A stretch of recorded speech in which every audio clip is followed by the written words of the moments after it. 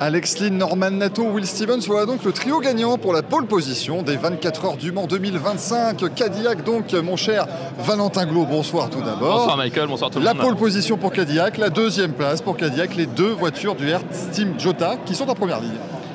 Alex Lynn et Cadillac en première position des qualifications. Alex Lynn et Cadillac en première position de l'Hyperpole. Pour l'instant, ce sont des 24 heures du Mans parfaites pour le constructeur américain. Exactement, le Britannique qui en plus nous l'a dit, et c'est vrai que ça a fait plaisir de le voir aussi ému parce qu'il a un peu battu les démons d'il y a 12 mois. Il avait terminé deuxième à 1/10 de la pole position. Évidemment, il savait qu'il ne partirait pas au pole puisqu'il avait une pénalité, mais il y avait cette envie de revanche sur un tour. Le moment où le pilote a le plus d'ego finalement, Valentin. Oui, tout à fait. Alex Lynn est un pilote en plus très rapide qu'il a déjà démontré. Il a fini la pole notamment au 6 heures de Fuji l'année dernière. Et pour Cadillac, il y a aussi une valeur assez importante par rapport, comme vous l'avez dit, à l'année dernière avec Sébastien Bourdet qui était aussi passé pas loin de la pole. On a longtemps cru qu'il avait fait la pole position. Avant le drapeau rouge, effectivement. Voilà, ça avait déjà fait un peu la fête dans le box Cadillac pour finalement être battu par Kevin Estre. Et là, ça y est, la Cadillac confirme que sur ce circuit, elle est extrêmement rapide, au moins sur un tour. Oui, clairement, et il nous le disait effectivement, c'est surtout dans les virages Porsche, dans ces enchaînements très rapides, cette Cadillac qui a beaucoup d'appui, qui génère beaucoup d'appui aérodynamique et qui forcément sur un tour, ça fonctionne bien. Alors on a discuté avec Sébastien Bourdet après cette séance qualificative. Sébastien Bourdet qui partira donc deuxième avec la voiture numéro 38 avec Earl Bamber et Jenson Button. Lui nous disait, bon, en course c'est toujours une autre paire de manches puisqu'il y a la vitesse de pointe qui compte forcément. Après, on ne peut pas s'empêcher de penser, Valentin, que partir en première ligne, ça permet quand même de contrôler le peloton au départ, de contrôler le rythme dans les premiers tours. Ça permet quand même d'être un petit peu plus serein, je pense. Oui, il faudra, pour les deux voitures du Hertz Team Jota, bien garder cette première ligne qu'ils ont verrouillée, résister aux assauts des pilotes qui vont être derrière, parce que forcément les écuries qui vont partir juste derrière les deux Cadillac vont tout de suite essayer au moins de s'intercaler pour mettre la pression. Là effectivement avec deux voitures, on peut jouer stratégique du côté Cadillac, avec par exemple une voiture qui fait le lièvre et l'autre qui fait un peu tampon. Exactement. On peut jouer tactique, on peut varier les stratégies. Et attention par contre chez Cadillac, les voitures 1 et 2 en course, on l'a vu cette année au Qatar.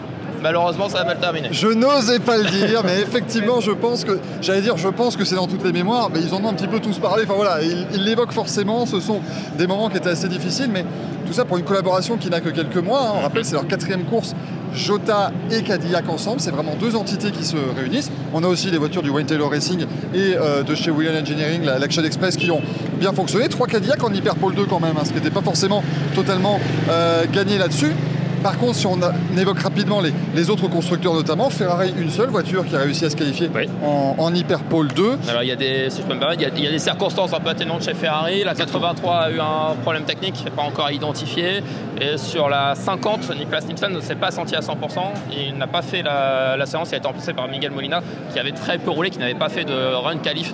Donc Molina a dit lui-même, c'est probablement un des meilleurs tours qu'il ait fait en qualif, il ne pouvait pas faire mieux. Sur la deuxième ligne aussi, on a deux voitures allemandes qui vont se retrouver là, la Porsche de Mathieu Jaminet, la BMW de Dries Vanthoor. On y a presque cru encore à Dries Vanthoor, ce roi des qualifications, notamment outre-Atlantique en IMSA. Il a fait un sacré dernier tour, mais ça échoue à quelques dixièmes. Ça échoue. Après, ça reste une belle qualification pour BMW, qui a une belle carte à jouer. Qui a une belle carte à jouer ce week-end. Quant à Porsche, ils se sont fait quand même une belle frayeur en Hyperpole 1, justement avec cette voiture, avec cette même numéro voiture, 5 qui a perdu une roue en rentrant dans les stands, qui était quand même mal fixée en ressortant. Donc ils se sont fait un peu peur. Ça aurait pu mal tourner, mais Porsche est là. Oui, ils ont réussi effectivement à se qualifier 9e, de justesse pour l'Hyperpole 2 après cette perte de roue arrière. Vous le voyez, on est là dans la nuit mancelle, la 4e séance d'essai libre qui débute au moment où on vous parle.